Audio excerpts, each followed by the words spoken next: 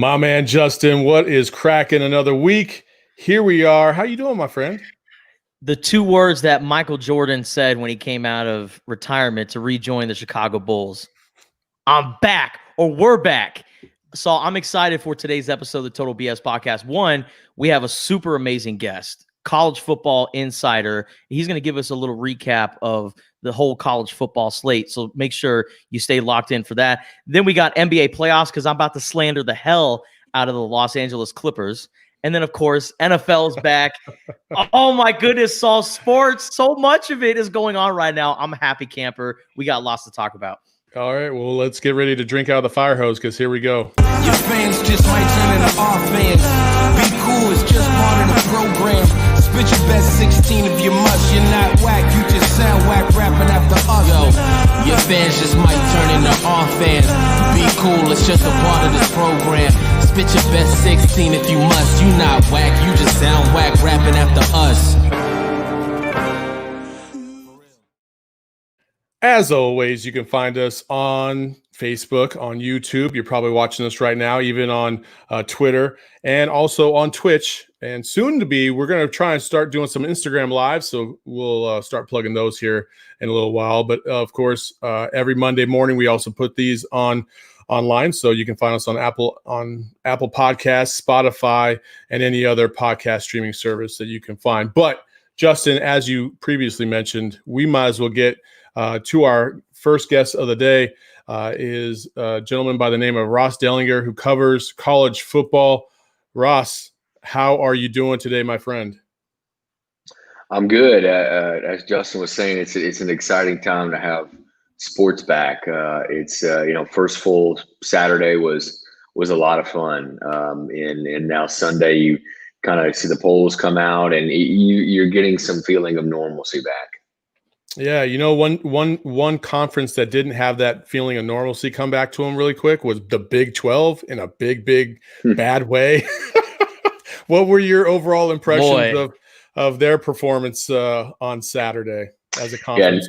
Yeah, not good. It went down pretty quickly in the 2-0 hole to the Sun Belt, and then Les Miles in Kansas closed out the night, getting pretty much buried by Coastal Carolina. So the Bob Bowlesby in the Big 12 may have made a mistake in allowing their teams to play that one non-conference game, right?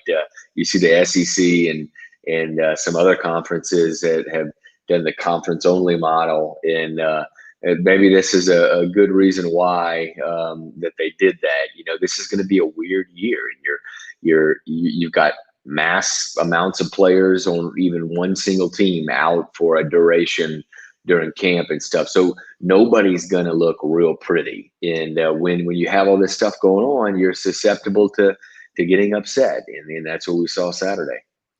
One of the most interesting points that I've noticed over the weekend, the atmosphere. That's one thing that we all love about college football is the pageantry, the fans, the atmosphere that goes along with it.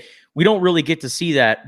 But at Oklahoma, at Kansas State, heck, even at Florida State, there were a lot of people there. I didn't see a lot of masks, and I didn't see a lot of social distancing, but that's a conversation for another day. You had a chance to go to a college football game, Southern Miss. What's it like being in an environment where there aren't many fans? Yeah, well, the Southern Miss game, I think they allowed in about 25% of the stadium. So there's about 8,000 to 9,000 fans there. And although they encouraged them to keep their mask on when they sat down, they did allow the removal of mask once a person sat down. So you can imagine it was 85 degrees and 90% humidity, and almost everybody took their mask off once they sat down. And so it really, actually, that game was somewhat normal. The game that was really bizarre was the one I covered a few nights later, Labor Day night, Navy and BYU at Navy. They had no fans at all, and that was just eerie. It was eerily quiet in the stadium, and we had the anthem played, and there was no applause afterward. It was just everything about that night was weird, including the blowout, seeing Navy get bashed there by 52 points, and then of course what unfolded afterward. We learned that Navy didn't during camp didn't do a whole lot of contact drills, and it really showed. Go ahead, Justin. No, I'll say I love what Kenny Matalolo said afterwards. He said, we're the healthiest, we're the cleanest team in college football. It's just we suck at playing football right now. That's right. No, every coach is taking this differently, and he took the very cautious side and decided not to do a whole lot of contact and tackling and blocking. They blocked dummies mostly and tackled dummies and things like that. And we saw that you need contact in practice, and there's a certain amount you probably need to have. Yeah, I wonder now. I don't know. Maybe you can answer this, Ross. I wonder, because they are the Navy, and there is a certain military protocol that comes along with that. I wonder if they had a few more hurdles, if you will, to make sure that they cleared in order to participate in the season in the first place. I think that's a kind of an interesting dynamic that maybe other universities might not have to deal with. Yeah, they are, and it's certainly a different situation. In the way that it was, or at least I read it, some different things throughout the last few weeks or so, was that Navy had itself more of a bubble than most places, because it is Navy, and you have this military type of mentality there, and so it seemed like more of a bubble than other places. I'm sure there were some different things that they had to deal with. It was just, I think the coach there really realized that he was really hard on himself afterward. I think he realized probably a quarter into that game that they were in trouble. And he had even said that there were some staff meetings throughout the week leading up to that game, and a lot of his coaches were concerned. And all those concerns played out on the field. That they had trouble tackling, but more so they just had trouble when it came to the line of scrimmage and moving people or being moved. One thing I wanted to ask is, Isaiah Simmons, for instance, today, ironically enough, had a rough rookie start to his Cardinals career coming from Clemson. He got burned a couple times on the field. One of the in the commentary, I forgot what his name is, but he had said, "Yeah, this ain't Wake Forest anymore." Clemson played Wake Forest yesterday. What were your impressions of the Clemson Tigers and how they started the season? Well, typical fashion. You didn't expect that game to be very close, and it wasn't. Trevor Lawrence, and I didn't watch the full game, but I watched enough. Every time I looked up, it seemed like he was putting the ball in the money, and or Travis Etienne was running through some big hole and juking guys left and right. So it was kind of a typical, I guess, Clemson game. I know they were kind of the headliner that night. That game was, and it was a game day game, and when Clemson Wake Forest is the headliner, you don't have much to choose from, because we kind of all knew that probably wasn't going to be very close. And typical fashion, they blew them out, and Clemson looks like we all thought, not just a conference championship type of team, but one that certainly is could win the national title again. Absolutely. No, I mean, I totally agree. I think overall, was there any other teams out there that you thought were maybe surprising in the way they performed or poor in the way they performed? Well, I mean, you look at some of these Sun Belt teams and just these Group of Five teams. They're again, like I talked about when we opened up. You don't have the gap between the Power Five and the Group of Five. I think it's closer than it's ever been because of the missed prep time of spring practice. And yes, the Group of Five players missed all that time too.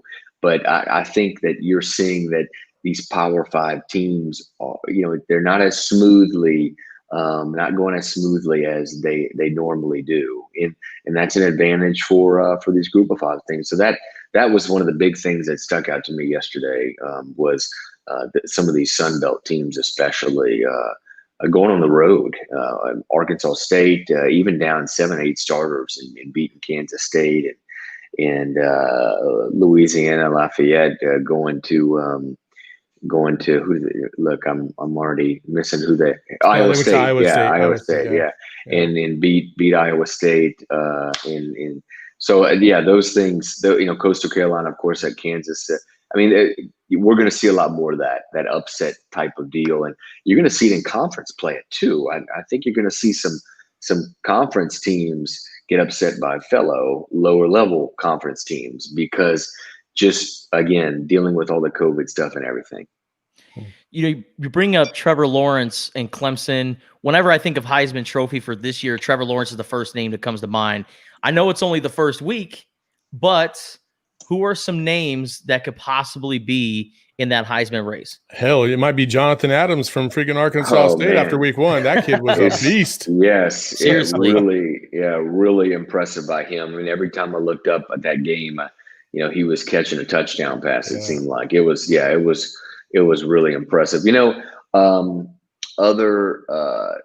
Other guys to watch. Obviously, if the Big Ten plays, you'll have one Justin Fields probably having a say so at Ohio State for that Heisman Trophy. Sam Ellinger, get another quarterback, out of the Big 12 from Texas, and man, Spencer Rattler from Oklahoma. I mean, I know he's just I think a redshirt freshman. I believe he redshirted last year, maybe.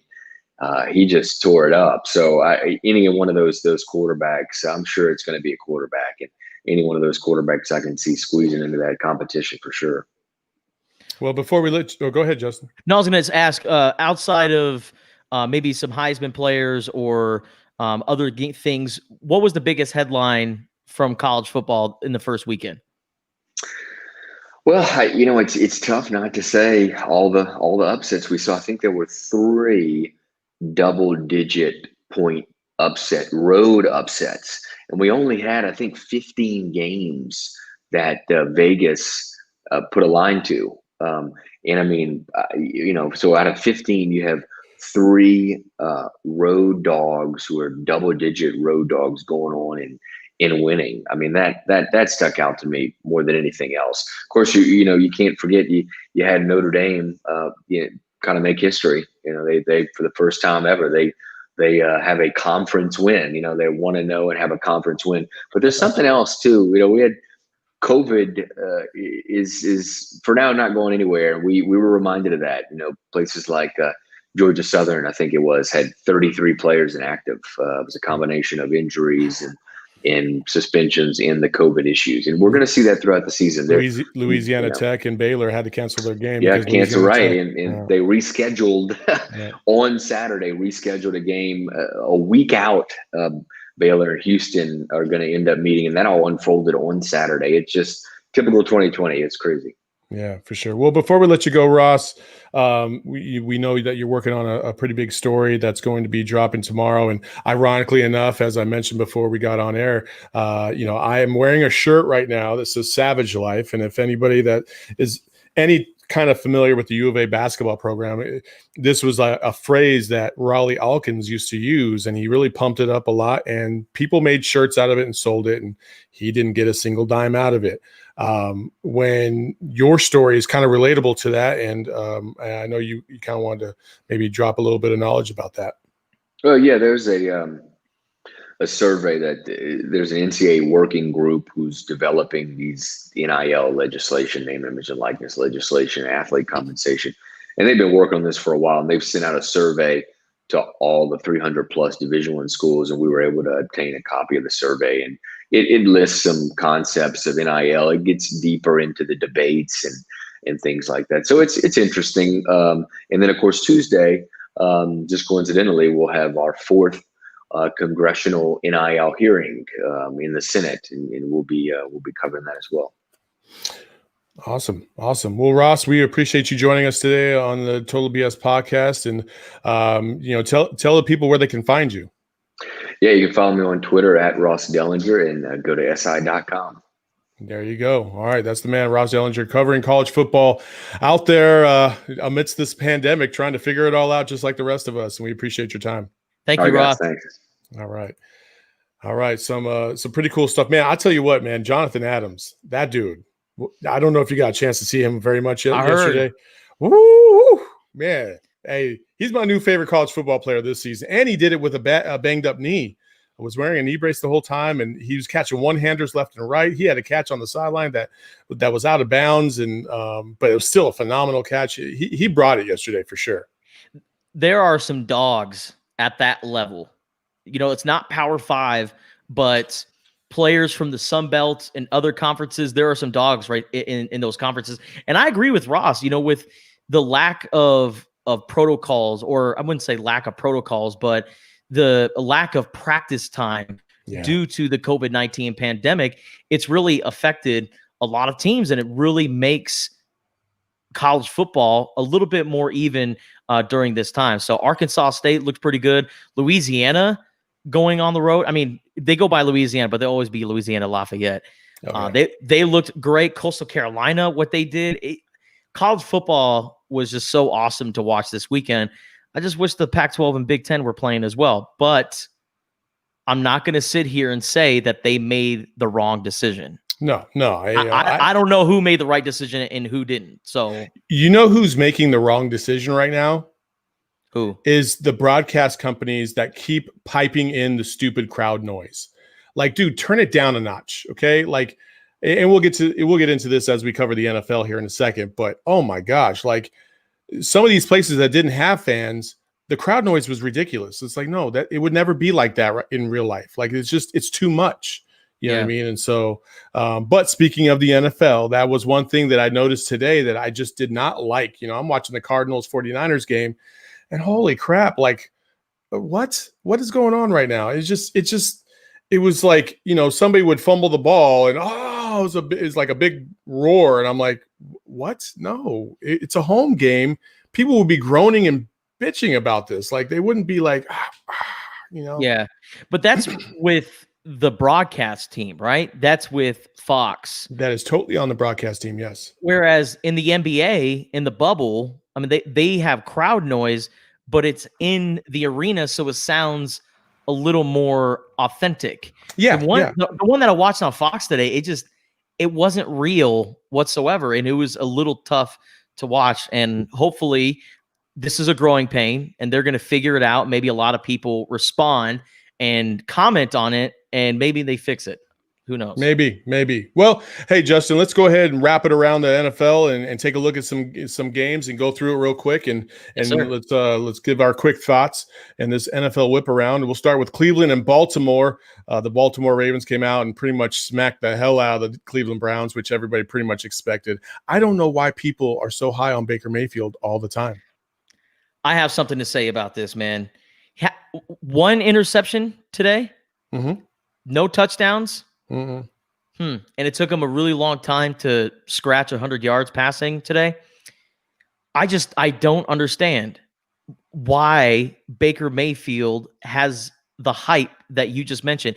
I feel like Baker Mayfield has been in more commercials than he's thrown touchdowns as an NFL player. 1,000%. 1,000%. Every single time I turn on the TV, I see a new Baker Mayfield commercial with Hulu or whatever he's with. And listen, Baker Mayfield, get your bag, man. Like if these commercials are willing to throw you all this money to do commercials with them, get your bag. Absolutely. But I also shame these commercials because it's like you really jumped the gun here. I know he's the number 1 overall pick. He's playing for, the Cleveland Browns, trying to get them back out of, this shithole that they've been in for as long as I can remember. Mm-hmm. But to me, he's not the guy. Folks do commercials with more prominent, more established players. Instead of this guy. My man is doing more commercials than Patrick Mahomes and Lamar Jackson combined. What are we doing here in 2020? For real. And Lamar Jackson is a funny guy.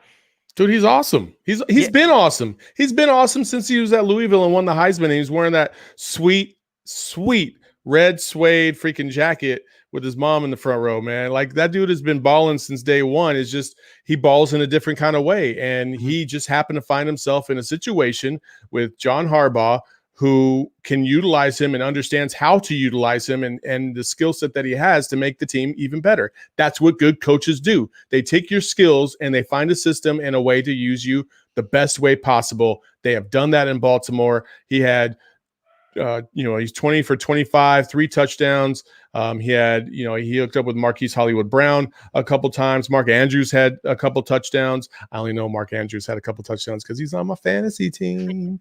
But the Ravens continue to show that they are the best and the high class team in the AFC North, and they will be until somebody else can prove otherwise. Let's go down to Jacksonville with the Colts and the Jags. This was a kind of a fun game to watch.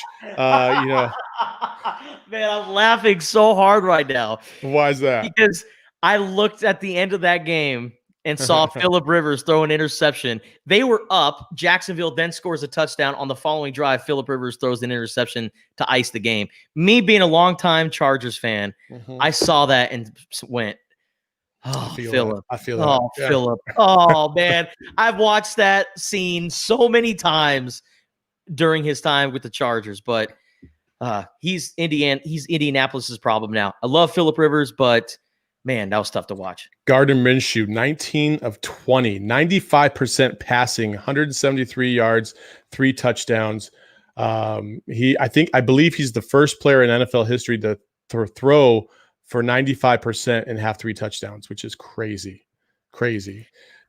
Go ahead. I love Gardner Minshew. He's awesome. He's the perfect quarterback for the Jaguars. It's got that porn stash going. So, yeah, there's that. And then we're going down to Carolina, where, we have the Carolina Panthers taking on the Las Vegas Raiders in their Las Vegas debut. Not in Las Vegas yet. That'll be next week. But, man, Jonathan Jacobs is a beast in the backfield. Christian McCaffrey did his thing. But overall, I think the Raiders all together put together a nice balanced attack on both offense and defense. They slowed down Christian McCaffrey just enough to make sure that they were efficient. Teddy Bridgewater didn't have the greatest of days, didn't have a terrible day, but the Raiders found a way to win. They were pretty methodical all day. It was kind of a nice thing to see from the Raiders. Well-coached team. I love John Gruden as a head coach. The Raiders are going to be just fine. I'm still not sure that Derek Carr is that quarterback that they want to lean on moving forward. But, I mean, for the time that he's been the starting quarterback, he's always displayed leadership, and the guys seem to rally around Derek Carr. I'm disappointed in Carolina because at the end of the game when, I know it was less than a minute left, they didn't have any timeouts, and it was just a really tough situation to go down the field and score. But they didn't even attempt to throw the ball or give the ball to Christian McCaffrey. And it's like, well, you gave him all this money. You want him to be the face of your franchise. In that situation, don't you think you got to give your ball to the playmaker? It was 4th and 1, game on the line. They run a fullback power to the left side, and the Raiders stuffed them and ran out the clock, and that was that. And yeah, you have Christian McCaffrey sitting in your backfield, and you're like, why would you do that? So talk about another letdown. Man, the Philadelphia Eagles had a 17-0 lead. They looked like they were going to beat the brakes off the football team from Washington, or the Washington football team, or whatever the hell you want to call them. And man, I'll tell you what, Dwayne Haskins led that team back. A cool story came out in the middle of that game at halftime. Ron Rivera was getting an IV and didn't have time to talk to the team, and Dwayne Haskins actually took over and said and kind of rallied the troops, and they sure enough, they came out and he played a solid game from that point on, led his team to victory. Nice job by the young kid, second year. Man, that story about Ron Rivera is great. And when I first heard that he was diagnosed with cancer, I thought, man, I mean, he just got this job. He came over, had a falling out with Carolina. Now he's got a new opportunity, and now he's battling for his health right now. And to see him get an IV, come out and get his first win as a head coach of the Washington football team is just so incredible. But man, the Philadelphia Eagles, they have so many problems. Their secondary is like Swiss cheese. And I know they're a little bit banged up right now, but they have a terrible secondary. Carson Wentz looked a little shaky in the second half. And man, I don't know. I thought the Eagles might be that team that could contend with the Cowboys for the NFC East. But first impressions, it looks like the Cowboys are probably going to win this division. But who knows? Maybe the Washington football team has something to say about that. We'll see. We'll see how that goes. Our guy, our boy, Mr. Cam Newton. Hey, he came back. Hey, did you notice today when he scored his touchdown, he didn't do the Superman thing.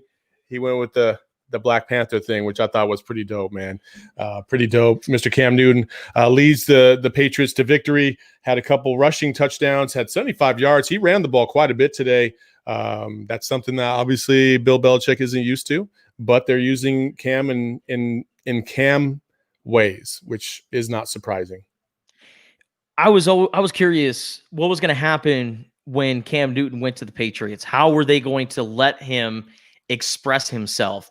He looks like the Cam Newton from 2015 when he was an MVP with the Carolina Panthers. He's himself, he's confident, and he's a leader right now. First impression, man, he left a good one. And you start to sit there and think, how on earth did other NFL teams allow the freaking New England Patriots to get Cam Newton? I don't get it. Miami.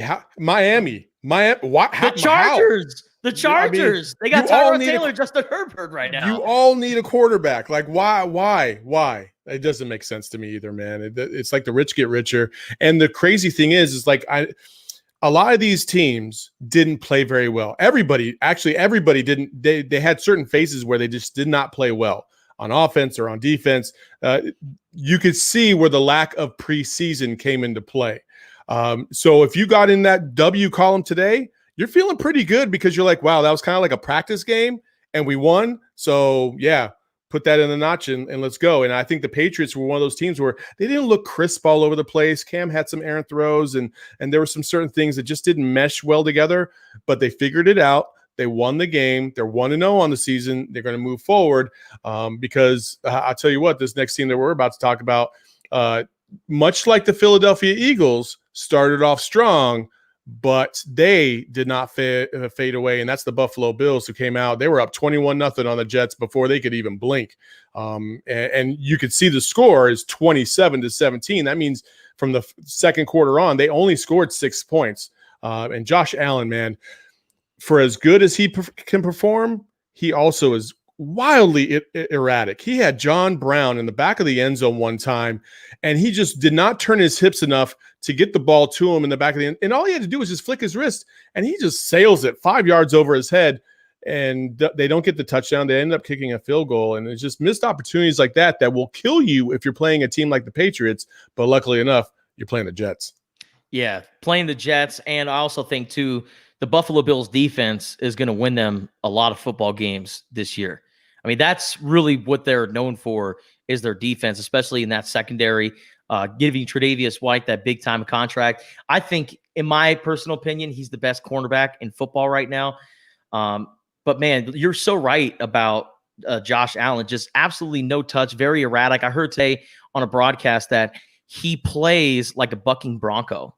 He's just all over the place, but he's so young. Third year, correct? Second year. No, you're right. You're right. Third year. Third year quarterback. You're starting to settle in as the guy, as a franchise player. I know you were drafted in the first round, and it was kind of already expected you to do that, but you're the guy that they look at, and now you're the leader. And I think as the season progresses, we're going to see Josh Allen progress as well. Yeah, absolutely. And the one thing that he does have going for him is his athletic ability, which gets him out of a lot of bad situations. He can run. He's an athletic quarterback, and yeah, man, we'll see how far this team can go this year, and if they can overcome the Patriots finally and win the AFC East. Over in Minnesota, man, that dude, Mr. Rodgers, he's still something. He's still good. He was throwing that ball all over the place. He was very accurate, 4 touchdowns, obviously 364 yards passing. Kirk Cousins and the Miami offense just sputtered and then finally found their legs midway through the second half. But by then it was too little too late.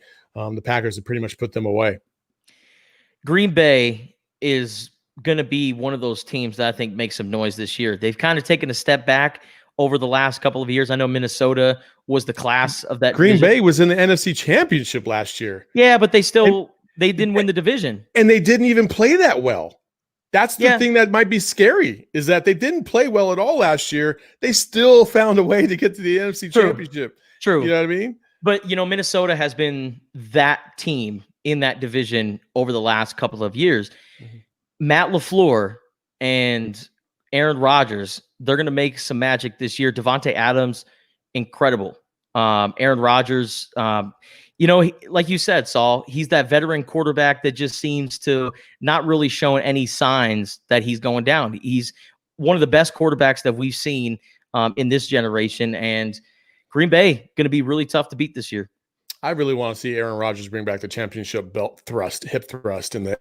Like I just miss, I want to see that again. I love that. But there is another team, and I know people don't want to hear this. And I swear, if you were on Twitter for the first 3 quarters of this game, you probably saw Bears fans all over the country just pissing themselves in hatred for Mitchell Trubisky. But this dude came back, and he showed everybody what he's about. Free Foles. Shout out from the rooftop. Free Foles. My man had 3 touchdowns in the fourth quarter, and that last one in the corner was a dime piece. Like, I know there's not a lot of Mitch Trubisky fans. He looked like garbage in the first half. He did. I know he did. And if you would have seen Twitter, you would have known he did. However, you got to give him some love and some credit for bringing his team back when it looked like they were on the ropes and they had no chance of winning. I think they said that in the start of the fourth quarter, the Bears had a 2% chance to win, according to the metrics. 2%. 2%. Wow. 2%. And he brought them all the way back and won that game. Fantastic job by Trubisky. Again, everything is kind of a learning. I don't think these teams are really going to be who these teams are until like week 3 or 4. Then that's when you're going to be like, oh, yeah, this team is legit, or no, this team is a fraud. But you want to get in that win column as early as possible, and the Bears did that. Are the Lions good, though? I mean, the Lions are old. I know you take your wins how you get them, but the Lions? Who's a more tortured fan base? Browns fans, Lions fans, or Chargers fans? Ooh, Chargers fans, me being one of them, it's tough. I'm not going to. You guys are usually always good. You're just never good enough to like really win that big game or get to the Super. You know what I mean? So it's like, would you rather be that guy, or would you rather be the team like the Lions where you have all the pieces and you continuously have losing seasons, or you continuously find new miraculous ways to lose games, and your fan base is just like getting kicked in the balls day after day after day? And I was just about to say, it's like the commercial with the old man with the fishing pole and the dollar. And he's like, you got to be a lot quicker than that. You got to be quicker than that. That's what it's like being a Chargers fan, because fourth quarter comes around, I'm enjoying a nice lead. I'm like, yeah, this is going to be that game. And then they somehow find a way to lose. And going back to when we were talking about the Colts, maybe it was the Phillip Rivers curse, because I know we're going to talk about him in a little bit, but they came back and won today and didn't lose a heartbreaker. But yeah, I would rather be a Chargers fan just because you see more wins. But my goodness, it's so terrible to be a Browns and a Lions fan right now. Like you said, just constantly get kicked in the nuts. I have a lot of Lions fans that are friends, and man, my heart goes out to them. You know, we know Zach Clark. I know Brian Henry, who's a producer at Fox Sports Detroit. I mean, they take it and they wear it and they don't like it, but what can you do? You know what I mean? Anyway, we'll move over to the dirty South, where in Atlanta, it looked like the Falcons it looked like the Falcons were going to get housed, but they did come back and make it somewhat of a ball game. But man, Russell Wilson and company, 4 touchdowns, 322 yards passing. Matt Ryan, 450 yards and 2 touchdowns. Somebody actually tried to debate me during the fantasy football draft, trying to tell me that Matt Ryan is not a good quarterback. You don't throw for 450 yards and 2 touchdowns. Your defense has got to do something. They gave up 38 points to a team that has 1 good receiver. Come on now. Now, I will say he attempted 54 passes. You know, this is like saying, oh, Kobe dropped 60 points in his last game. It's like, well, he also shot literally every single time. But Matt Ryan was very efficient today. 37 of 54, only had 17 incomplete passes and a couple of touchdowns. Only had 17 incomplete passes. So hey, kudos to Matt Ryan. Let's have this conversation in week 6. But I do know about Russell Wilson dominating because guess who has him on his fantasy team and has 2 thumbs? That would be this guy. So Russ looked good. Man, that was an impressive game. It was. Russell Wilson doing Russell Wilson things all day long. Seahawks looked pretty good. They had a nice, strong ground game with Chris Carson. Very impressed by them. DK Metcalf was terrible in that game until he wasn't. And then he had a nice, I think he had 1 touchdown and a couple nice receptions after that. So, and then before we get to our 2 teams, we do have to talk about Tampa Bay and the debut of Mr. Brady. And it didn't go so hot. They took the lead 7-0, but that was about it after that. And the Saints pretty much flexed on them at home. I was worried about this game because it was in New Orleans. And although, it's not a home field advantage for the Saints, they're still used to playing in a dome. And they were in their environment.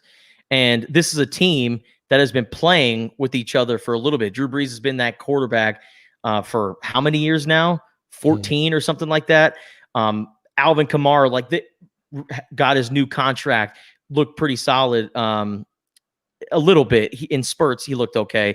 But man, Tampa Bay, I was worried about them coming out flat because now a lot of people are going to always compare the New England Patriots and the Tampa Bay Buccaneers. Oh, look at what Bill Belichick is doing with Cam Newton. Maybe Tom Brady was a system quarterback this whole time. Who knows? I sit there and roll my eyes because I still believe Tom Brady is the greatest quarterback of all time, no matter what happens in Tampa Bay. But he did not look really good today. And it's a new system. No preseason games again. Like right. you have to give these guys some leeway, and that's why man. I think I can't remember what it was. The Green Bay game, actually. It was the Green Bay game, and somebody on Twitter, who's a very popular radio host, was just like, "Oh, these Packers are the same Packers they've always been. Just like last year, they don't throw the ball down the field. They're terrible, and blah blah blah. They seem like they're lost, dude. It was a quarter." And then midway through the second quarter, Aaron Rodgers threw 3 touchdowns. And I'm like, dude, everybody just chill. Like, even after week 1, even after week 2, just chill. These guys need time to figure it out, man, because they've been running against their own squad. And if you've ever played sports before, when you're in practice and all the plays and all the reads and all the cues and all the little things that the offense or the defense does, it's easier to guard that because what's coming. When you're going up against other teams and you need to really hone in on those fundamentals and those concepts, that's when you need to lock in on those things so that way you don't get burned like some guys did this today. And so it's a process, people. If your team lost today, it's not the end of the world unless you're the Lions, and it's going to be all right. And let's pump the brakes on hating the Tampa Bay Buccaneers right now. Listen, I'm kind of just as happy as all you guys that they came out flat. It didn't look good, but we've seen this time and time again. We're going to throw shade at Tom Brady, and we're going to keep counting him out. And then when it comes time to February, guess who's hoisting that Lombardi trophy? So don't count out a champion. Tom Brady, 6-time Super Bowl. He's been in this position before, and man, he looks pretty good for a 43-year-old quarterback. Yeah, you ain't lying. Yeah, so cool it with the shade right now because it's going to come back to bite us all.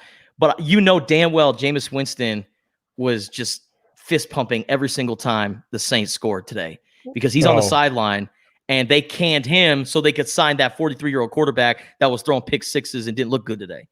Yeah, well, I'm sure Jameis was like, he just threw an interception. How about that?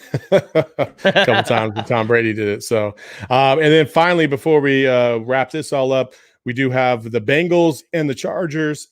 Sorry. Yeah, man, that was a sweat. I mean, come on now. First of all, 7 seconds left to go in the game. The Bengals have the ball on like the 14-yard line, and instead of taking one more shot, like what's wrong with just throwing it in the corner to AJ Green? Like just a simple fade route, see if it works. If it doesn't work, no big deal. But no, the Bengals want to go to overtime. They feel like they have a better chance in overtime. They line up for the field goal and they miss a 33-yard chippy to the right. It doesn't even come close. The kicker is limping, and it was just a travesty. Whew. That was one of those games where I said, whew, because how many times have the Chargers been in close games and found new ways to lose? Hey, Joe Burrow looked good on that last drive.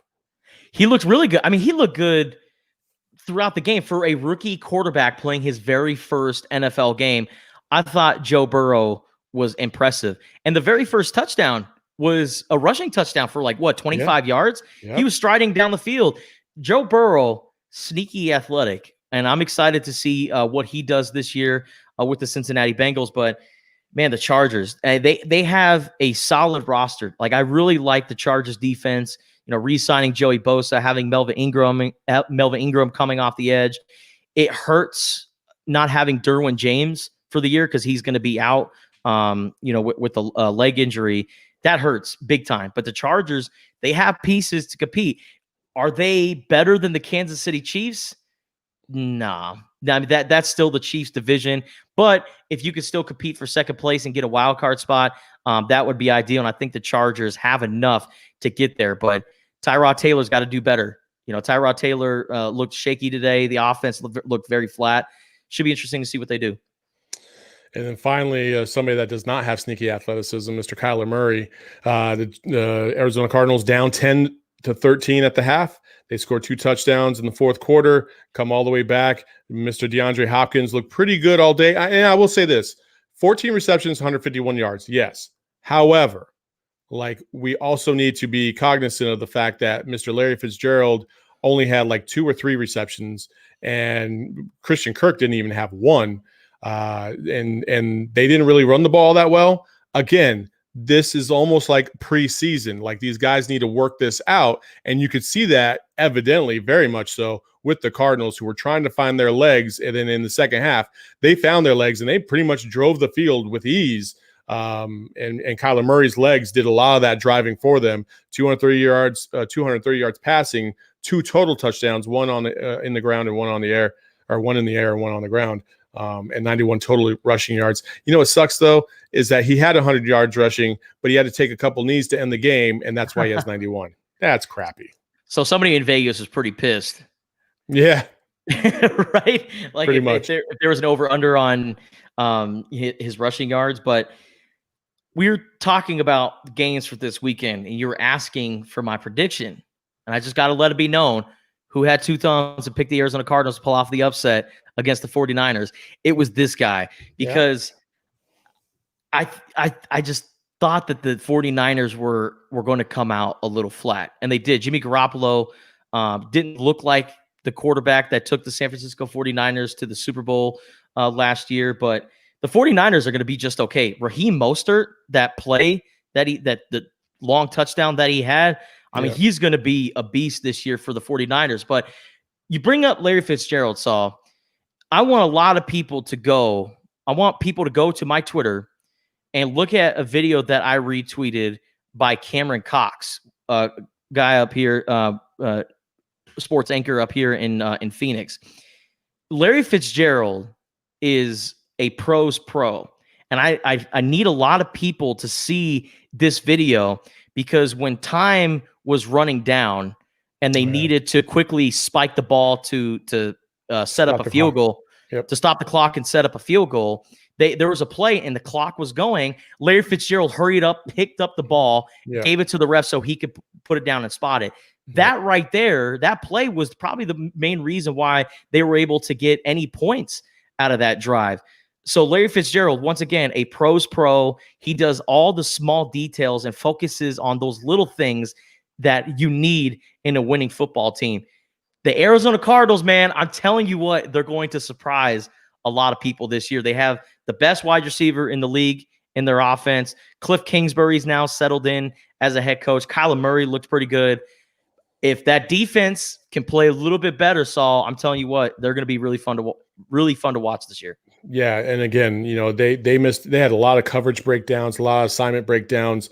Some of them leading to touchdowns. Raheem Mostert twice scored because the rookie Isaiah Simmons was covering him and didn't realize what his assignment was and either overplayed it or just didn't cover him at all. And that's something he's going to learn as they move along. And the defense didn't play spectacular, but they played good enough.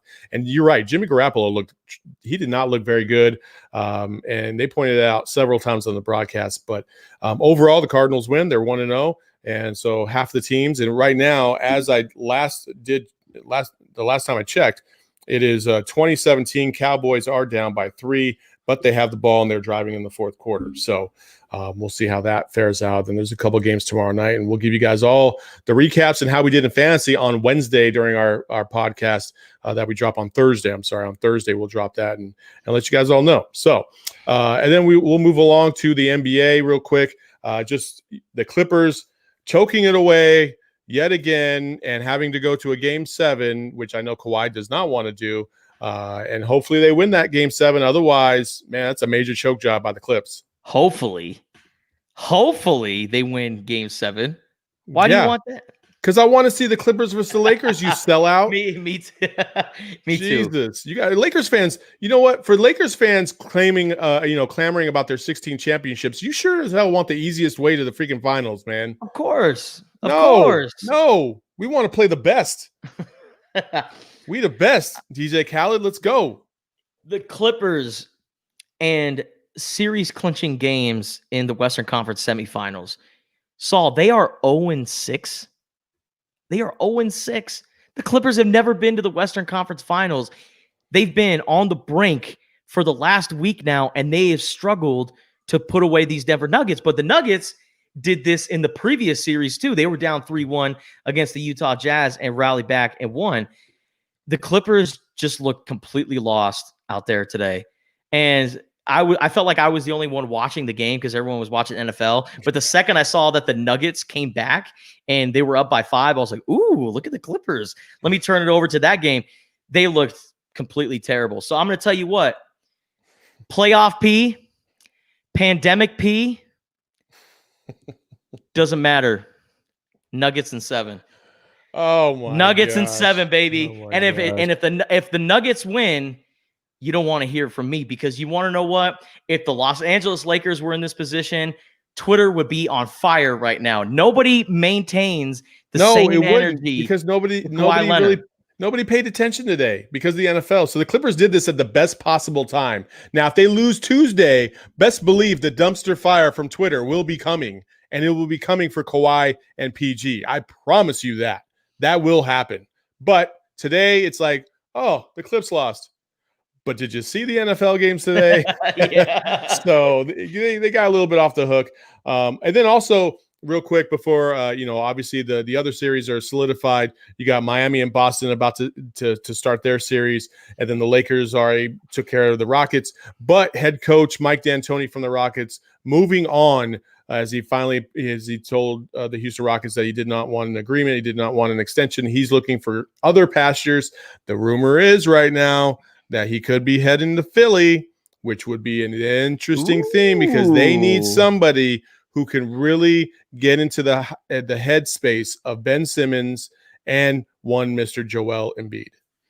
Interesting. I didn't hear about the Philadelphia part, but he is at the top of the list for the Philadelphia 76ers. Interesting.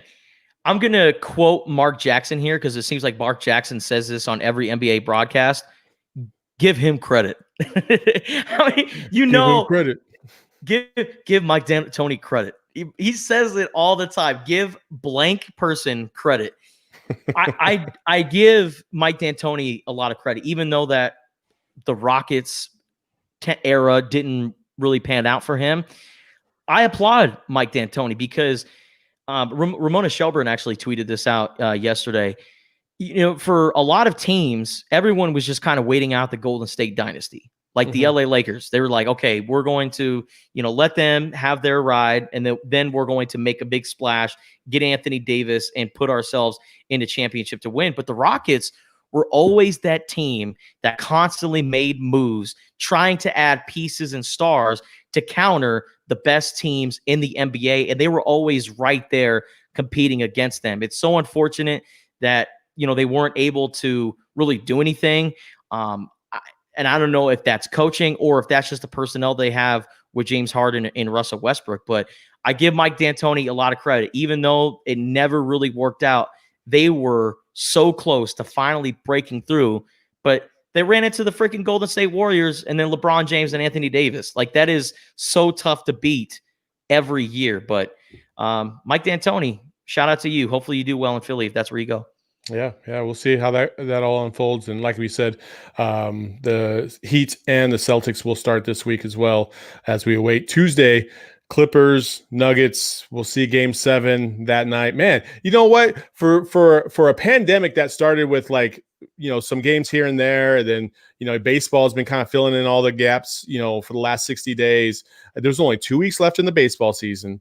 There is, we're coming down to the wire in the NBA. The NHL is coming down to the end. Like, here in 2 weeks, we're going to have the NHL, the NBA, and the Major League playoffs all at the same time. 2020, man, it's crazy. It continues to just amaze. You just want to. It's a sports overload, man. It's so incredible. Yeah, man, it's crazy. So, anyway, we will move on to our next favorite segment of the day.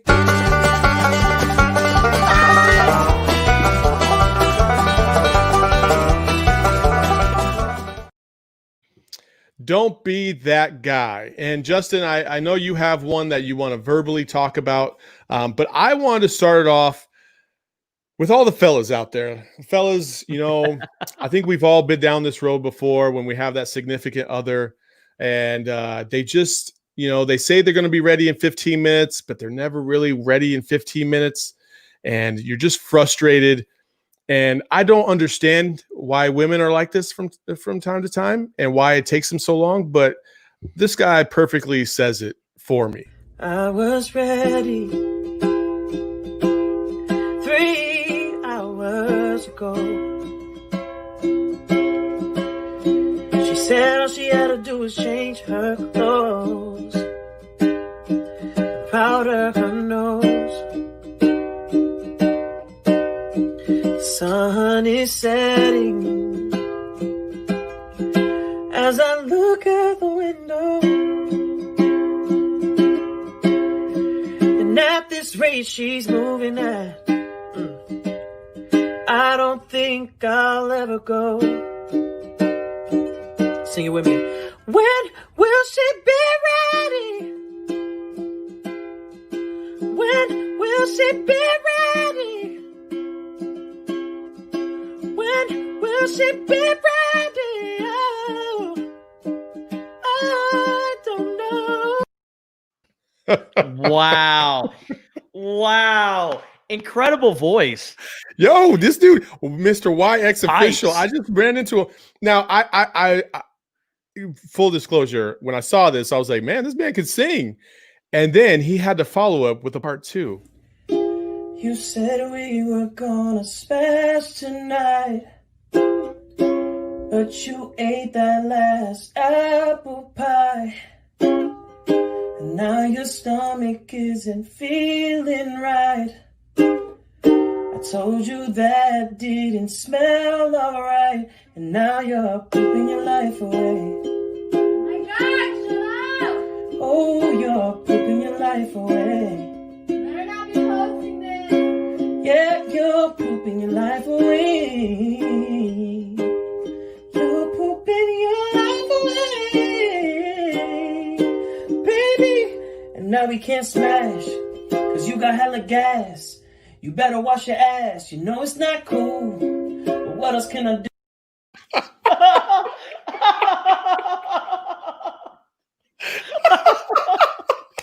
Oh, my man, dude. Oh, my goodness. He's my new favorite follow on TikTok, man. Mr. YX official, man. If you don't know him, just go find him. He's dope as hell.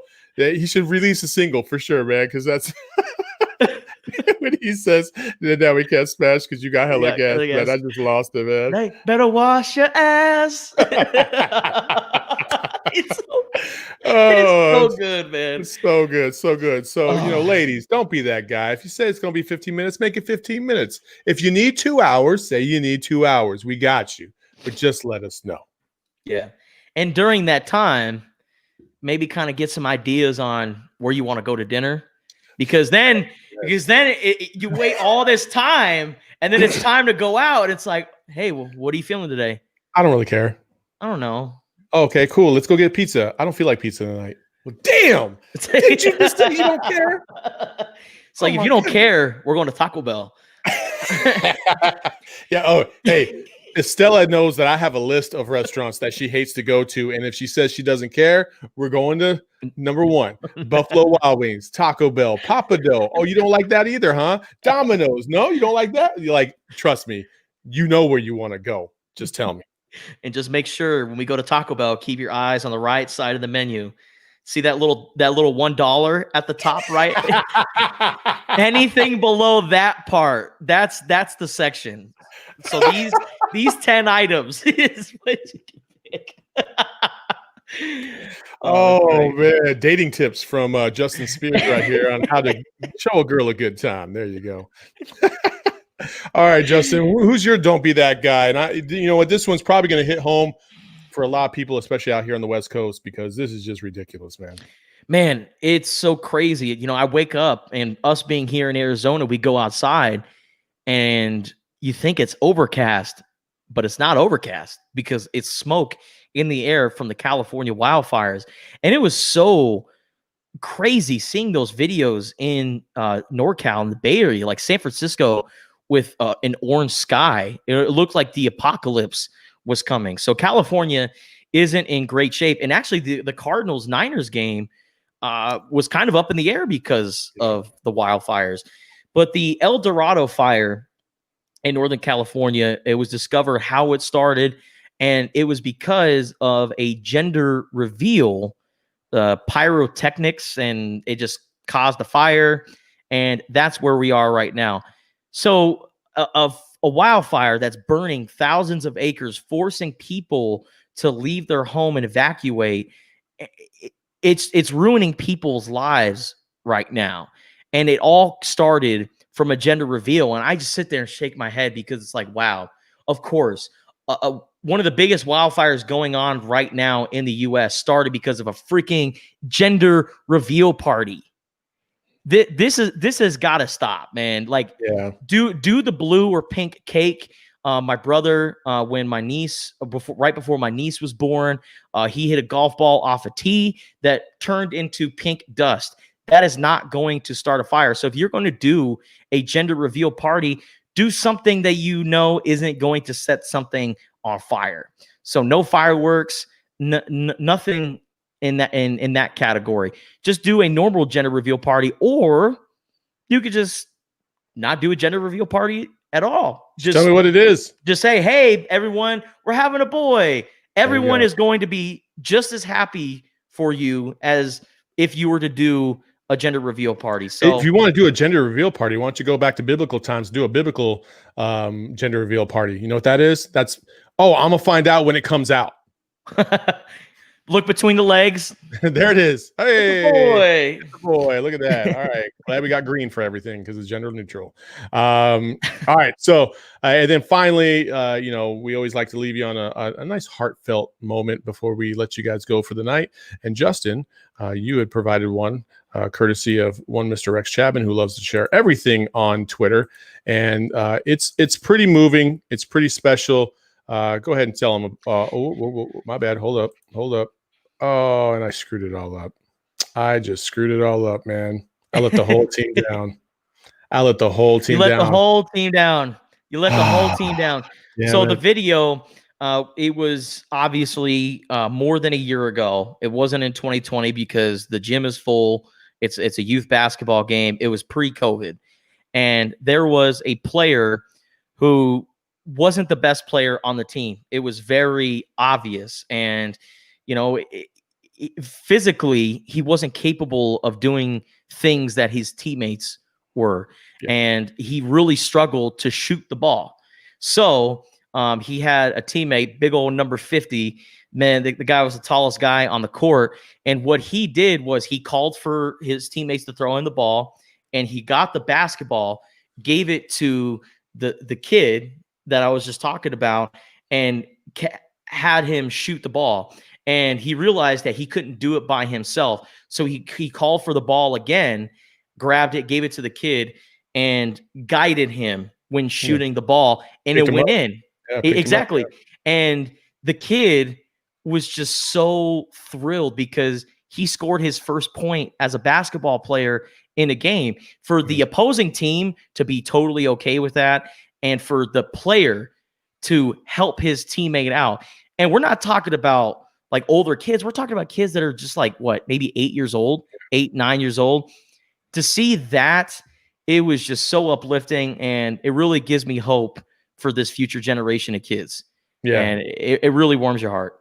Yeah, for sure. No, I saw that clip, and the first thing I thought of is, that has been done before, and in many different ways, for sure. Football, I've seen it, but it's just great when there's some coordination for somebody that obviously the community and the fans and the school and more importantly the team really loves. You know what I mean? And I think about, there was a couple people throughout my life when I was playing sports, kids that you just knew were just never going to be physically able enough to compete at our level, because some of us are just freaks. And I'm not saying I'm a freak, but like I was 6'2" when I was in 7th grade. You know what I mean? Like that's just, I didn't grow anything after 7th grade. I don't know why, but I just never did. I thought I was gonna be like 7 foot, man. I was about to be like, oh man, Shaq don't know what's coming to him. Man, I'm about to be 6'12". Man, yeah. And so, but we had some kids that were always the team manager, and they didn't have any disabilities. They just, they were like 5'1" in their senior year of high school and weighed like 100 pounds. Like, there's just no way that's gonna happen. And to be able to come together and give somebody an opportunity to do something that they've always wanted to do. At its basic fundamental core is just human righteousness and goodness, man. And it's great to see that when it comes about. Especially with kids. Yeah. Kids. For sure. And it teaches them something. It teaches them to be appreciative of the physical capabilities and their life and all the blessings that God has been able to give them. For sure. Well, folks, that's another episode of the Total BS podcast. Justin, tell them where they can find us. Great episode. Special shout out to Ross Dellenger from Sports Illustrated joining the show. Make sure you check him out on Twitter because he's got some content coming your way. He's with Sports Illustrated, and they've been one of the leading outlets for the Big Ten and whether or not they're going to play football or not. So Ross Dellenger is the man. Make sure you follow him on Twitter, and also be sure to follow us on all social media platforms: Instagram, Twitter, Facebook at Total BS Podcast, and subscribe to us on Apple Podcasts, Spotify, Google, wherever you listen to podcasts, and check us out on YouTube, Twitch, the whole 9 yards.